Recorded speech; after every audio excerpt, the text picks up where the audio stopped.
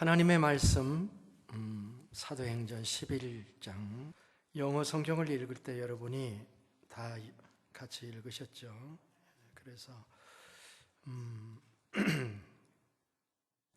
저는 10절부터 읽겠습니다. 10절부터 18절까지. 이런 일이 3번 있은 후에 모든 것이 다시 하늘로 끌려 올라가더라.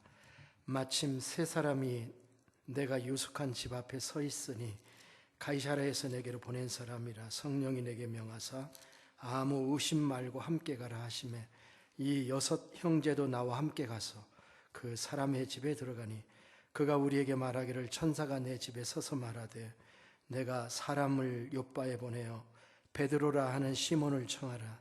그가 너와 내 온 집이 구원받을 말씀을 내게 이르리라 함을 보았다 하거늘 내가 말을 시작할 때에 성령이 그들에게 임하시기를 처음 우리에게 하신 것과 같이 하는지라.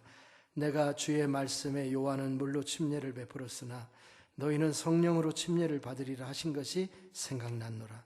그런즉 하나님이 우리가 주 예수 그리스도를 믿을 때에 주신 것과 같은 선물을 그들에게도 주셨으니 내가 누구에게 하나님을 능히 맡겠느냐 하더라. 그들이 이 말을 듣고 잠잠하여 하나님께 영광을 돌려 이르되 그러면 하나님께서 이방인에게도 생명 얻는 회개를 주셨도다 하니라. 아멘. 민 목사님 나오셔서 이 말씀 가지고 하나됨을 위하여라는 말씀을 선포해 주셨습니다. 하나님께 영광 돌리고 뜨거운 박수로 한번 맞이하겠습니다.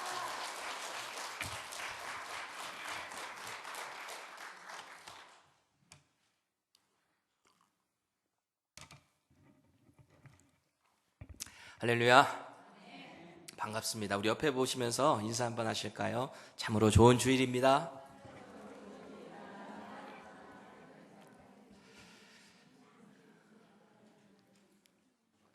오늘 예배 가운데 하나님께서 주시는 은혜가 우리 모두에게 충만하기를 바랍니다. 그리고 특별히 오늘 말씀 가운데 저와 여러분들의 이 마음 가운데 성령님이 주시는 그 음성에 순종하시고 그런 삶으로 살아갈 수 있기를 바랍니다. 제가 어제 와서 우리 재직분들하고도 대화를 나누고 이렇게 제가 우리 차경태 목사님 계속 뵈면서 느낀 게 우리 목사님 정말 훌륭하시다 라는 얘기를 제 아내랑 호텔에서 계속 했어요.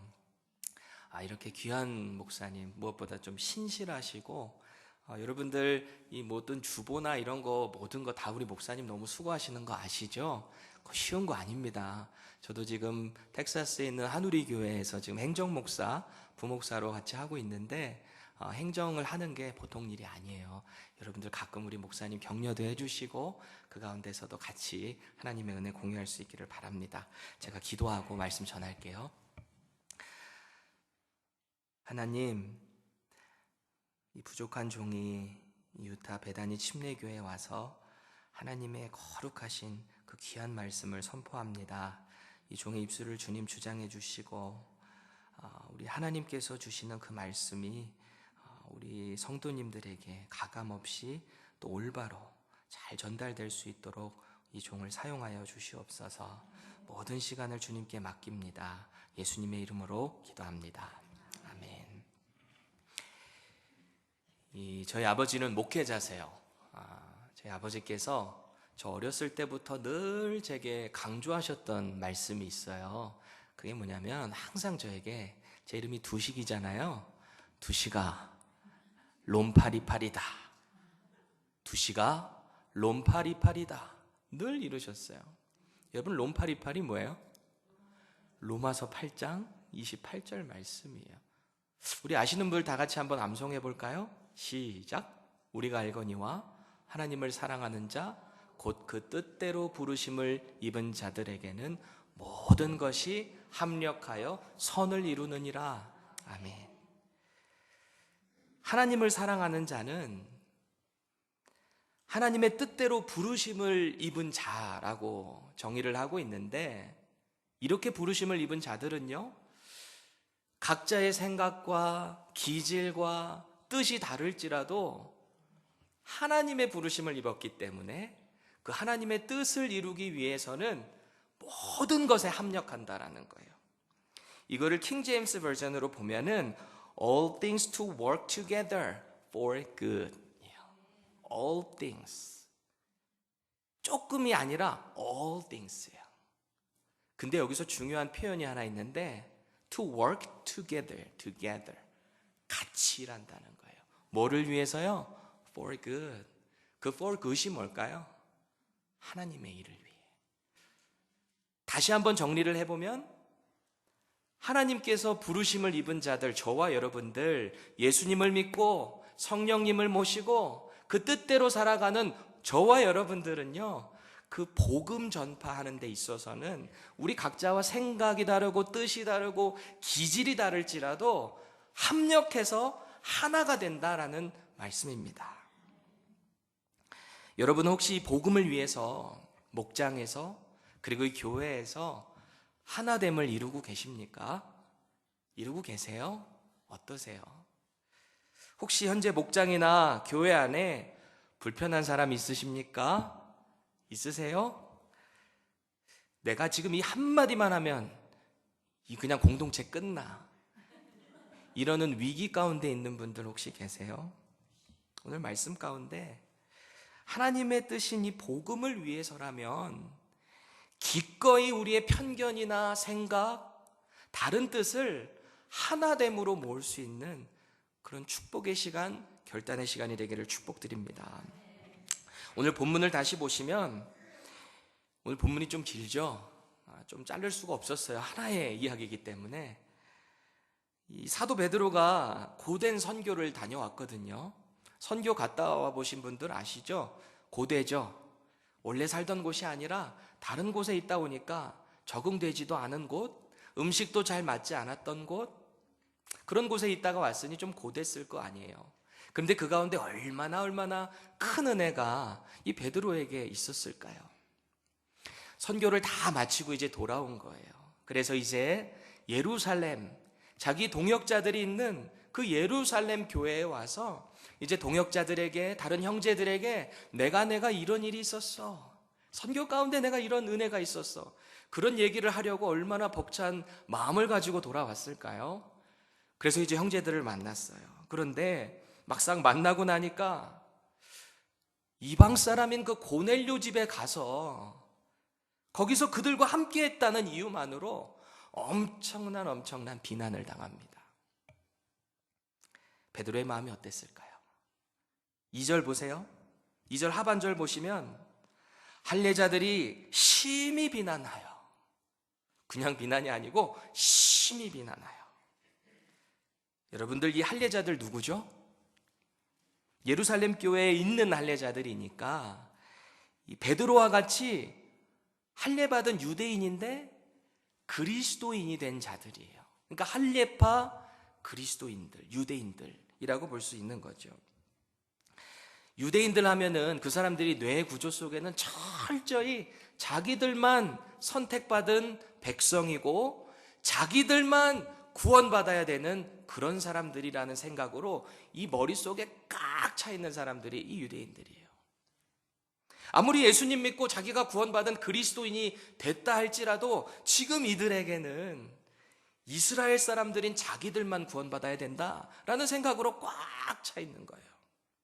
그런데 자기의 형제, 그것도 예루살렘 교회 대표격이라고 할 수 있는 이 베드로가 그 이방 지역에 가서 그들과 함께 교제하고 왔다라는 얘기를 들으니까 이 안에서 화딱지가 나는 거예요. 사실 1절에 보니까 이미 이들은요, 이 예루살렘에 있는 베드로 형제들, 그 할례파 유대인들은 이미 이 베드로가 그 이방 지역 가서 그들과 교제하고 왔다는 사실을 알고 있었어요. 얼마나 이를 갈고 있었을까요? 아주 이 양반 오기만 해봐. 아주 가만 안 둘 거야. 감히 이방인들하고 교제를 해? 그리고 드디어 기다리던 베드로를 마주쳤으니 오늘 본문 2절에 나오는 것처럼 보자마자 심히 비난을 하기 시작했다라는 것입니다. 여기서 이 비난하다라는 이 헬라어 단어가 있는데 디아크리노라고 하는 이 그리스 헬라어 단어가 있어요. 근데 이 단어가 원래 그 뜻이 뭔가 보니까 철저히 분리되다라는 뜻이 있어요. 비난을 하는데 하나가 되지 못하는 그 이유가 이 디아크리노, 철저히 분리되어 있는 거예요. 그러니까 하나가 될 수가 없죠. 베드로와 예루살렘의 동역자들은 생각과 뜻이 철저히 분리되어 있는 상태예요. 자기들만 구원받아야지 어떻게 이방인들과 함께 할 수 있는가? 이제 이 비난을 받고 있는 베드로가 자기가 어떻게 반응하냐에 따라서 지금 이 예루살렘 교회의 분열의 위기 앞에 있는 거죠. 오늘 이 긴 본문 전체 내용을 짧게 제가 요약을 해드리면, 베드로는 자신이 왜 이방인의 집에 가서 내가 그들에게 교제를 하고 왜 말씀을 전해야만 했는지에 대해서 그 동기와 과정을 차근차근 설명을 해주고 있습니다. 그 내용이에요. 그랬더니 놀랍게도 그 말을 듣고 있었던 헬라파 유대인들이 그렇구나, 수긍하고 하나님의 선하신 뜻인 그 구원의 역사를 함께 찬양하는 내용, 그게 오늘 본문 전체의 내용이에요. 철저히 분리되었던 그 뜻이 하나됨을 경험하는 그 내용이 오늘 본문 전체 내용인 거죠. 그럼 우리는 이렇게 질문을 할 수 있어요. 그 비결이 도대체 뭐였는가? 베드로가 까딱하면은 그들과 같이 논쟁 붙었으면 지금 교회가 분열이 될 수 있는 위기거든요. 어떻게 하면 베드로가 그렇게 하나 되게 만들었을까? 여러분들, 사실 교회뿐 아니라 이 사람이 모이는 곳에는 어디든지 다 이 분열의 위기를 경험하게 됩니다. 그렇죠? 한마디만 딱 하고 상대의 비위를 탁 건드리면 그 순간 이그나이트가 돼서 뻥! 분열이 되는 거 많이 보셨죠? 그 위기를 지혜 가운데 잘 넘기지 못하면 그렇게 친했던 친구도 하루아침에 원수가 돼버려요. 친구뿐이에요? 피를 나눈 가족은 어때요? 이 생각과 뜻이 달라서 계속해서 부딪히다가 한번 빵 크게 부딪히면 평생 안 보고 지내는 가족도 저는 참 많이 봤어요. 혹시 여러분들이 그런 경험 중에 있으시진 않으신가요? 특히 목장과 교회 안에서 어제까지만 해도 이 형제 참 대단해, 이 저 집사님 참 대단해, 어쩜 저렇게 일을 잘해, 어쩜 저렇게 성품이 좋아, 어쩜 저렇게 모든 일에 열심히야, 그렇게 칭찬을 입이 마르도록 했는데 어느 날 순간 딱 생각이 달라져 버리니까 목사님 찾아가서 그러는 거예요. 나 저 사람이 교회를 떠나든지 내가 떠나든지 할 거예요. 목사님 선택해. 어떠세요? 차라리 이런 사람은 나요.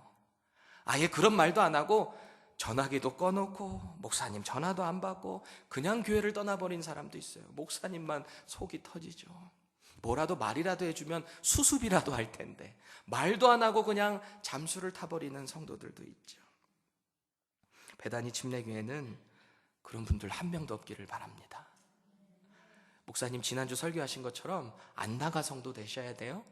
아무리 상처받고 분열이 있어도 안 나가. 기도하고 서로 격려하고 하나됨을 경험할 수 있기를 바랍니다. 베드로는요, 예루살렘으로 돌아오기 전까지 엄청난 성령님의 역사를 경험했어요. 사도행전 9장에 보면 이 루다라는 지역에 가서 이 8년 동안 중풍병으로 앓고 있었던 이 애니아라는 사람을 치료해 줬던 경험이 있어요. 본인이 했어요? 성령님이 역사하셔서 그 병을 고쳐준 거예요. 그 모습을 보고 수많은 사람들이 주님께로 돌아오는 그런 역사를 경험했어요. 그 이후에 근처인 요빠라는 지역에 가서는 또 어땠습니까? 그 지역에서 선행과 구제로 아주 유명하고 존경받았던 이 다비다라는 여제자 있잖아요. 구제하는 이름, 이 도르가라는 이름도 있었던 이 여제자. 그런데 안타깝게 병으로 이미 죽은 거예요. 그런데 그 시체를 살려내는 역사, 이 베드로를 통해서 성령께서 역사를 하셔서 죽은 자가 살아나는 그런 경험을 했어요. 그러니까 그 상황 보고 예수 믿고 구원받는 역사가 그 땅 가운데 또 일어나는 것을 경험했어요. 그리고 나서 오늘 이렇게 제자들에게 비난을 받고 있는 원인이 된 이 가이사랴에 가서는 성령님께서 이미 역사하셨고 환상 중에 보여주셨고 그곳에 있는 사람들과도 만나게 해주셔서 복음을 전했더니 그들이 변화되고 그들이 성령을 체험하는 그런 아주 감격적인 상황을 목격했다라는 것입니다. 여러분, 이 가는 곳마다 복음을 전했더니 성령의 역사가 나타나고 그 땅이 변화되고 예수님을 믿는 사람들이 막 늘어나는 거 볼 때 기쁠까요? 안 기쁠까요? 어떠실 것 같아요? 아무리 선교지에서 힘들고 지치고 잠도 못 자고 음식 안 맞아도 내가 그곳에 간 목적이 정말 성령께서 역사하셔서 복음이 아주 그냥 선명하게 드러나고 그 모습 가운데 역사나는 모습 보면 힘든지도 모를 거예요. 얼마나 신날까요? 그런데 지금 그에게 돌아오는 이 베드로에게 돌아오는 자기를 가장 많이 이해해주고 응원해줘야 되는 동료들로부터 돌아오는 반응은 심한 비난인 거죠. 보자마자 무작정 비난하고 있잖아요. 여러분이 베드로라면 어떻게 하시겠어요? 내가 너무나 선명하게 목격한 그 성령님의 역사가 있는데, 내게 그런 간증들이 있는데 지금 이 사람들은 상황도 모르면서 나를 향해서 계속해서 비난만 하는 거예요. 여러분이라면 어떻게 하실 거예요? 저 같으면 이럴지도 모르겠어요. 당신들이 현장에서 봤어? 교만하게 짝이 없어가지고 이 선교도 안 다녀본 것들이 말만 많아가지고 당신들이 그러니까 교회가 욕먹는 거야. 막 이럴지도 모를 것 같아요. 그러는 순간 바로 분열이 일어나고 붕괴가 일어나는 거죠.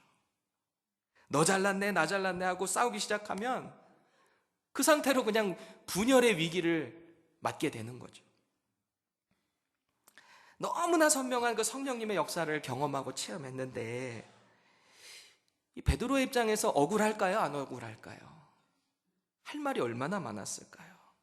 그런데 베드로는 그들의 비난에 감정적으로 대응하지 않았어요. 오늘 본문 4절 다시 보세요. 베드로가 그들에게 이 일을 차례로 설명하여. 베드로는 이 감정의 흔들림이 없이 내가 왜 그들에게 이방인들에게 복음을 전해야만 했는지의 그 동기에 대해서 차분하게 설명을 하기 시작합니다. 그 설명은 단호하면서도 차분했어요. 그래서 그 다음부터 이제 베드로가 왜 그랬는지 내용을 쭉 이야기를 하는데 그 내용을 요약해 보면 요빠 지역에서 기도하다가 환상 보고 있는데 유대인으로서 그동안에 베드로가 절대 먹지 않았던 레위기 11장에 보면은 먹지 말아야 될 그 음식에 대해서 나오거든요. 음식규례. 그 음식들은 절대 먹지 않고 지금까지 있어 왔는데 환상 중에 그 음식이 내 보자기 귀퉁이로 쭉 내려와서 그걸 먹으라는 음식이 있었고 나는 그 음식에 주님 제가 절대 이걸 먹을 수 없습니다. 3번이나 거부했다. 그리고 하나님이 거룩하게 하신 것을 부정하다 하지 마라. 그 음성을 들었다. 이 설명을 한 거예요. 그리고 때마침 성령님의 지시하심으로 이 가이사랴라는 지역에서 자신을 데리러 온 이방인들을 따라갔다는 거죠. 그때 증인들로 함께 같이 있었던 할례파 유대인들 6명도 같이 따라갔다. 이렇게 설명을 차례대로 하기 시작하는 거예요. 그래서 그곳에서 복음을 전했더니 자신들이 경험했던 오순절에 성령님이 내려와서 그 성령 체험을 했던 동일한 사건이 이들 이방인들에게도 있었다. 그 얘기를 차례대로 설명을 하는 거죠. 차분한 이 베드로의 설명을 다 듣고 난 이 할례파 유대인들, 자신을 향해서 비난하고 있는 그 유대인들의 마지막 반응 한번 보실까요? 18절입니다. 그들이 이 말을 듣고 잠잠하여 하나님께 영광을 돌려. 현대인의 성경으로 보니까요, 그들은 이 말을 듣고 의심이 풀어져서 하나님을 찬양하며, 누군가가 나를 억울하게 비난하게 될 때 대개는 어떻게 해요? 화부터 내잖아요. 네가 뭘 알아? 당신이 내 마음 어떻게 알아? 말하면서 뭐 싸우실 때 자기 얘기 막 하잖아요. 아니 잠깐만 내 말 좀 들어봐. 내 말은 그게 아니고 잠깐만 좀 가만히 있어봐. 내 말 좀 들어봐. 우리 보통 이렇게 하잖아요. 이런 대화는 합일점을 찾기가 어려워요. 그러다가 결국은 마음 상하고 심지어는 관계가 깨져버리는 게 얼마나 우리의 삶 속에 많습니까? 제가 지금은 이 행정목사 하느라고 바빠서 잘 못 나가는데, 예전에 이 달라스에는 한인마트가 참 많아요. 큰 게 많은데, 이 코마트라는 그 한인마트 앞에서 지난 5년 동안 계속 노방전도를 했었어요. 저랑 아내랑, 아내도 아기를 얻고 그렇게 나가서 전도를 했는데, 노방전도를 하는데 어떤 날은 제가 중국 여자분에게 막 복음을 이제 서투른 영어로 막 계속 이야기를 한 거예요. 근데 제가 막 이야기를 하다 보니까 제가 이 도로변에 조금 나가 있는 거를 인지를 하지 못했던 거예요. 갑자기 저 뒤에서 차가 빵! 하고 혼을 눌러요, 혼을. 제 기분이 어땠을까요? 일단 깜짝 놀랐고, 그냥 빵 누른 게 아니라 빵! 막 좀 신경질적인 혼 있잖아요. 그렇게 눌러요. 가만히 보니까 제가 도로변으로 조금 나와 있더라고요. 그래서 이렇게 미안하다고 하고 다시 들어가서 마지막 복음 전하고 이제 그 자매는 가고, 다시 이제 전도를 하려고 서 있는데 그 차가 주차를 하고 다시 이제 마트로 들어가려고 제 쪽으로 걸어오시는 거예요. 나이를 보니까 한 60대 중후반쯤 돼 보이시는 여자분이세요. 저를 딱 보자마자 나는 그렇게 하는 게 제일 싫어. 왜 그렇게 도로변에서, 나도 교회 다니는 사람인데 왜 굳이 그렇게 해야 돼? 막 저희가 화를 내요. 길 막고 뭐 하는 거야? 막 이래요. 제가 그 얘기를 듣는데 좀 마음이, 죄송한 마음도 있지만 너무 당황스럽더라고요. 그렇게 화를 막 내시니까. 그래서 그랬어요. 제가 죄송해요. 제가 중국 분에게 좀 서투른 영어로 막 계속 하다 보니까 제가 그 자리에 나와 있는지도 몰랐나 봐요. 그랬더니 이번에는 그분이 짜증을 버럭 내면서, 아니 목소리는 또 왜 그렇게 커? 저보고 그래요. 제가 목소리 좀 크거든요. 그래서 제가 어떻게 했을 것 같아요? 화를 막 내시니까, 목소리는 왜 그렇게 이러시길래, 제 볼륨 조절도 가능해요. 죄송해요. 제가 또 그랬어요. 그러니까 그분이 휑 하고 이제 마트 안으로 들어가시더라고요. 마음이 좀 싸하긴 했는데 그때 전혀 기분이 나쁘지는 않았던 것 같아요. 한참 전도하고 있는데 아까 저한테 그 화내셨던 분이 얼굴이 환하게 바뀌셔가지고 전혀 다른 분이에요. 저한테 이렇게 막 걸어오시는 거예요. 그러더니 저한테 이래요. 아이고, 아까는 너무 죄송했어요. 제가 목사님인지 몰랐어요. 그러세요. 자초지종을 나중에 얘기 들어보니까 그분 그렇게 화내시고 아내 마트로 들어갔는데 한 5년 거기 매주마다 토요일마다 나오고 화요일은 저 혼자 나가서 막 전도했거든요. 그러니까 거기 있는 분들은 이미 제가 누군지 다 알죠. 제가 나가면 거긴 아예 저의 목회지였어요. 목사님 나오셨어요. 막 이러면 어제 왜 안 나오셨어요? 일 안 하셨어요? 어디 쉬셨어요? 제 목회지였거든요. 그러니까 제 얘기를 그분에게 하셨나 봐요. 안에 있는 직원들이. 저분 한우리교회 부목사님이라고. 달라스 지역에서 한우리교회 좋은 교회로 소문나 있거든요. 좋은 교회 부목사니까 제가 그 덕을 좀 본 것 같아요. 마침 끝나고, 전도가 끝나고 우리 같이 있었던 전도 팀원들하고 식사하러 가려고 했는데 그분이 저의 손을 붙잡고 막 어디 한식당으로 끌고 들어가세요. 그러더니 200불을 탁 내놓더니 바우처 딱 해가지고 하고 스르륵 사라지셨어요. 식사하시라고. 그리고 한 1년 됐나요? 한참 신앙생활 그분이 못하시다가 저희 교회로 지금 출석하고 계세요. 만약에 저를 향해 비난하고 무한 주셨던 그분을 향해서 제가 조금이라도 신경질적으로 반응했거나 오히려 무시하는 태도를 보였다면 그분은 그 노방전도하는 사람을 계속 그 마음을 가지고 싫어했을 거예요. 혹여라도 제가 부목사, 한우리교회 부목사라는 거 알았어 봐요. 한우리교회 욕했을 거예요. 그렇지 않을까요? 만약에 베드로가 지금 자신을 비난하고 있는 그 사람들에 대해서 똑같이 감정적으로 반응했다면 위기를 맞이하게 됐겠죠. 아마 예루살렘 교회가 출발한 지 1년도 안 돼서 할레파 그리스도인 교회, 무할례파 그리스도인 교회에 갈라졌을 거예요. 그런데 베드로의 이 지혜로운 대처로 인해서 디아크리노, 갈라졌던, 분리되었던 그들의 생각이 하나가 된 거죠. 그리고 예루살렘 교회를 중심으로 해서 만민에게 복음이 전파되는 그런 역사를 경험하게 된 거죠. 여러분들, 신약의 인물 중에서 버럭남의 대명사가 누구예요? 베드로잖아요. 베드로. 욱하는 사람. 늘 말보다 행동이 앞섰던 사람이에요. 풍랑 가운데 걸어오시는 예수님을 보고 물 위로 냅다 뛰어내린 사람, 베드로잖아요.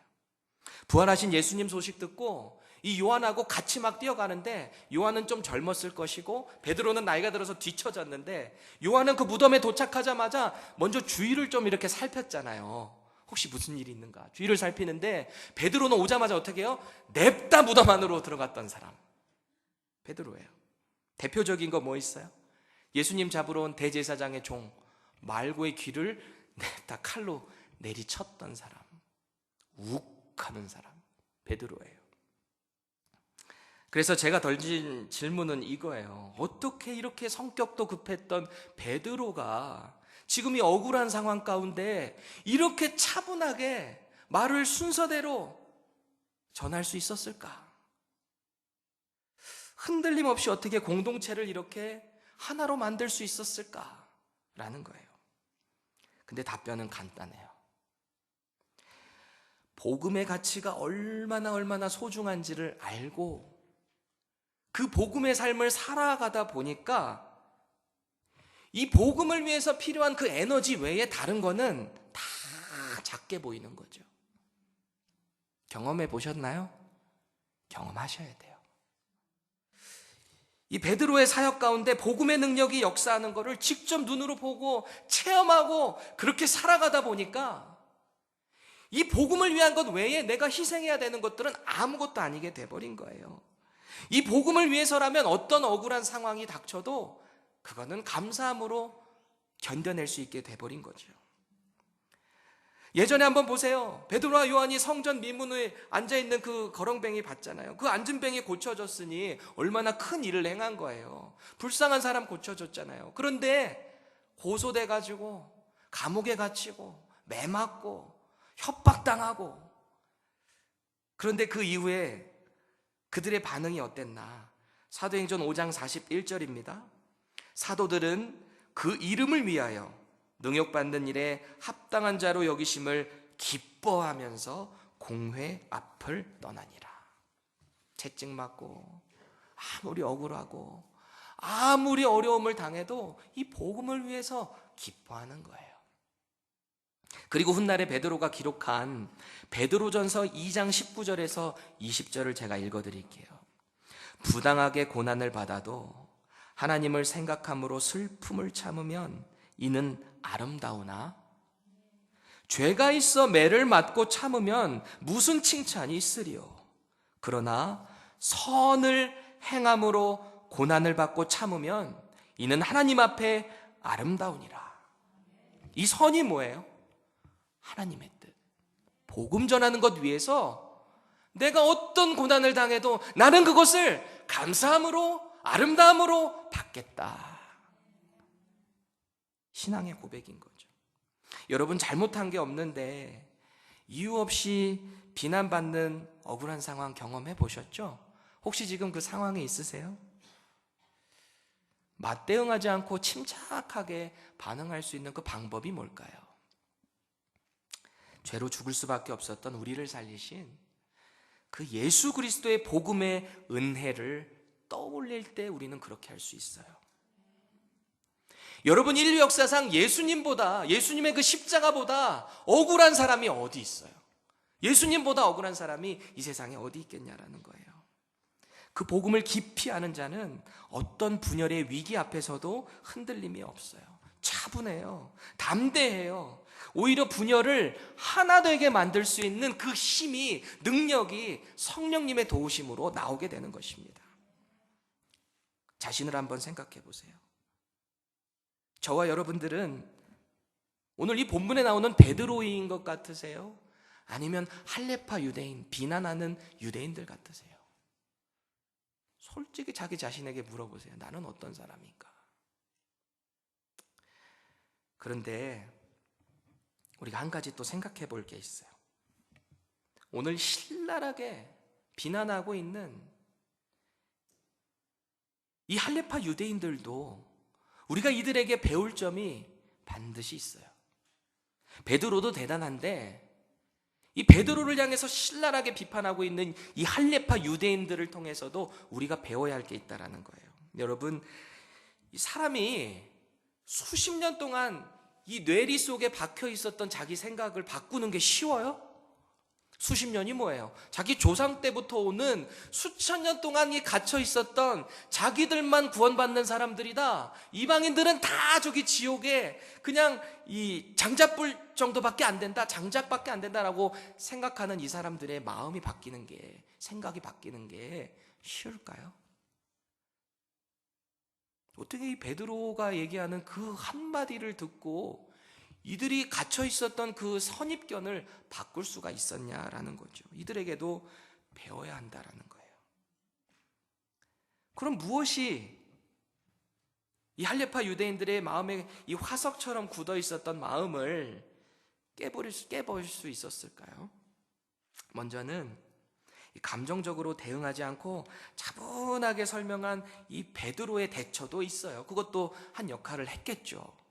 바로 부딪혔으면은 서로 마음의 문을 닫을 텐데 베드로도 그렇게 했으니까 첫 번째는 그거였겠지만 더 중요한 것은 이 베드로의 설명을 차근차근 이렇게 들으면서 이들이 생각을 바꿀 수밖에 없었던 세 가지 요소가 있었어요. 저와 여러분들도 혹시 교회 안에서 하나 되지 못하게 하는 어떤 다른 이견이 있을 때 이 세 가지가 충족이 된다면 우리 생각 바꿔야 돼요. 그게 뭔지 한번 살펴볼까요? 첫 번째, 이 할례파 유대인들은 베드로가 기록된 하나님의 말씀만을 가지고 말했다는 것을 캐치했어요. 이 사람이 자기 생각 얘기하는 게 아니라 하나님의 말씀을 근거로 얘기하는 것을 듣고 생각을 바꾸게 됐다라는 거예요. 베드로가 자신이 복음을 전할 때 고넬료 가족들에게 성령이 임하는 것을 보고 뭐라고 얘기해요? 하나님의 말씀이 생각났다. 이렇게 이야기하거든요. 16절 다 같이 한번 읽어보실까요? 시작. 침례를 베풀었으나 너희는 성령으로 침례를 받으리라 하신 것이 생각났노라. 주의 말씀에. 사도행전 1장 5절에서 예수님께서 제자들 다 두고 하늘로 승천하시기 전에 제자들에게 이렇게 말씀하신 거예요. 침례 요한은 물로 침례 베풀었는데 너희는 몇 날 못 돼서 성령으로 침례 받을 거야. 이 말이, 그 예수님의 말씀이 이 이방인들을 보면서 딱 생각났다라는 거예요. 근데 사실 여기에는 이방인에게도 성령을 허락하시겠다라는 말은 없었거든요. 예수님 말씀하실 때 이방인들에게도 임할 거야, 이런 말은 없었어요. 그런데 베드로는 이 이방인인 고넬료의 친구와 가족들에게 성령이 임하는 것을 보고 자신이 2장에서, 사도행전 2장에서도 설교하잖아요. 그 설교할 때 인용했던 요엘서 3장 말씀, 내가 내 영을 만민에게 부어줄 것이다 라는 말씀이, 바로 이거구나. 이 만민에게, 이방인들에게도 포함된 만민에게 성령님이 역사하시는구나, 그들에게도 구원이 임하는구나, 말씀을 근거로 이야기한 거예요. 그러니까 이 할례파 그리스도인들 역시 하나님의 말씀에 수긍하게 된 거죠. 생각을 바꾼 거예요. 우리의 생각과 신학적인 컬러, 아니면 우리가 그동안 마음속에 깊이 가지고 있었던 어떤 생각들이 새로운 것이 왔을 때 자꾸 바더가 된다면 하나님의 말씀을 다시 근거로 보셔야 돼요. 그래서 혹시 내가 그동안의 신앙생활 해왔던 것이 말씀을 근거해서 잘못됐다면 돌이킬 수 있는 그런 믿음의 결단이 있기를 축원드립니다. 두 번째, 어떻게 이 할례파 유대인들이 생각을 바꿀 수 있었는가? 나 혼자만의 주관적인 체험이 아니라 다른 사람들에 의해서도 지지되고 있는가? 이것을 발견했어요. 베드로의 설명을 들으면서. 이 베드로가 경험한 이 보자기에 쌓인 부정한 음식 환상은요, 주관적인 영적인 체험이에요. 자기가 경험한 거예요. 그렇죠? 그런데 동시에 이 가이사랴에 있는 고넬료에게도 성령님의 지시로 검증되고 확증된 사건이었어요. 자기 혼자만 가지고 있는 게 아니라 가이사랴에 있는 다른 지역에 있는 고넬료에게도 똑같은 성령께서 역사하셨다라는 거죠. 베드로 혼자 이 보자기에 쌓인 환상 봤다고 이 유대인들, 할레파 유대인들에게 막 호소를 하면 어떻게 되겠어요? 그 사람들이 이렇게 비아냥거릴 수 있었을 거예요. 점심시간 배고픈데 그 올라가서 기도하니까 이 먹는 거 헛게 보이지. 그럴 수 있잖아요. 그런데 베드로가 이렇게 자신 있게 이야기할 수 있었던 건 그 환상을 자기만 본 게 아니라 고넬료도 봤다라는 거예요. 고넬료만 본 게 아니라 자신과 함께 떠났던 같은 형제인 6명의 할레파 그리스도인들, 이 같이 베드로와 함께하는 이 그리스도인들도 그걸 봤다라는 거예요. 같이 동역할 수 있는 그 사람들에게도 동일한 은혜가 나타났다. 그리고 마지막으로 세 번째, 어떻게 이 할레파 그리스도인들이 베드로의 그 말을 듣고 생각을 바꿀 수 있었는가? 성령님의 역사가 나타났는가? 이거를 보고 캐치했어요. 베드로의 말을 듣고. 정말 그렇게 성령님의 역사가 나타났구나. 그러니까 생각을 바꿔버린 거예요. 오늘 본문은 베드로가 그들에게 복음을 전할 때 마치 오순절에 있었던 자기들이 경험했던 그 사건을 동일하게 그곳에서도 봤다라고 이야기를 하고 있습니다. 15절 보세요. 내가 말을 시작할 때에 성령이 그들에게 임하시기를 처음 우리에게 하신 것과 같이 하는지라. 처음 우리가 처음 성령님을 경험하고 그 역사를 체험했던 것과 같이 그들도 그렇게 하더라 라고 말을 하는 거죠. 베드로 역시 성령님의 확실한 역사를 보고 생각을 바꾼 거죠. 17절 보실래요? 17절. 그런즉 하나님이 우리가 주 예수 그리스도를 믿을 때에 주신 것과 같은 선물, 그 선물이 누구예요? 성령님. 약속하신 그 성령, 선물, 그 선물을 그들에게도 주셨으니 내가 누구이기에 하나님을 능히 맡겠느냐. 베드로도 똑같이 생각하고 있었잖아요. 자기들에게만 구원 임한다고 생각했는데 베드로도 그 성령의 역사를 보고 나니까 마음을 바꿨듯이 지금 이 할레파 유대인들도 베드로의 얘기를 딱 듣고 보니까 성령님의 역사가 정말 일어났구나. 내가 누구이기에 하나님을 능히 맡겠느냐. 여러분 혹시 교회 안에서 논쟁이 있는데 제가 지금 말씀드린 이 세 가지 조건이 충족된다면 우리는 당장 그 논쟁을 멈춰야 돼요. 그리고 하나님의 말씀이 뭐라고 이야기하는지, 그 말씀 가운데 성령의 역사가 어떻게 나는지 우리는 그 모습을 주목해야 합니다. 철저히 분리된 뜻을 복음을 위해서라면 하나로 모을 수 있는 용기가 우리에게 필요한 거죠. 혹시 교회 안에서 어떤 억울한 일 경험하셨어요? 먼저는 예수님께서 우리에게 허락하신 그 복음의 가치를 다시 한번 깊이 생각해 보세요. 인류 역사상 가장 억울하셨지만 그 일을 감사함으로 묵묵히 걸어가셨던 예수님을 생각해 보세요. 그러면 그 억울함이 감사함으로 바뀌게 될 것입니다. 혹시 교회 안에서 생각이 너무 달라서 논쟁의 어떤 분열의 위기 가운데 있으세요? 목장 안에 혹시 그런 위기 가운데 있으세요?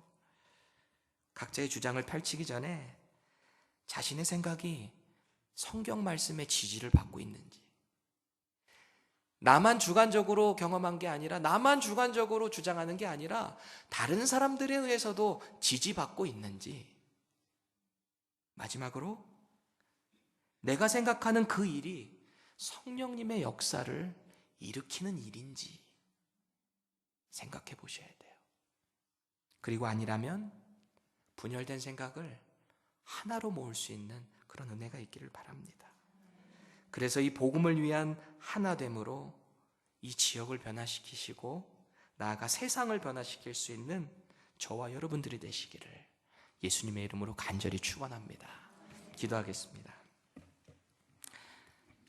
살아계신 주님, 지금도 우리의 삶 가운데, 생각 가운데 역사하심을 믿습니다.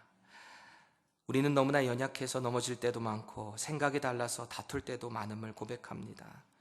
그때마다 우리 성령님께서 우리에게 지혜를 주시고 하나님의 말씀을 날마다 가까이 함을 통해서 하나님께서 우리에게 원하시는 그 뜻을 날마다 지혜 가운데 분별할 수 있도록 우리에게 은혜를 더하여 주시옵소서.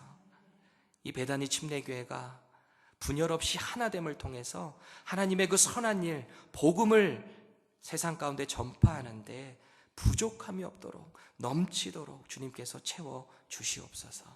모든 것을 주님께 맡깁니다. 살아계신 예수님의 이름으로 기도합니다.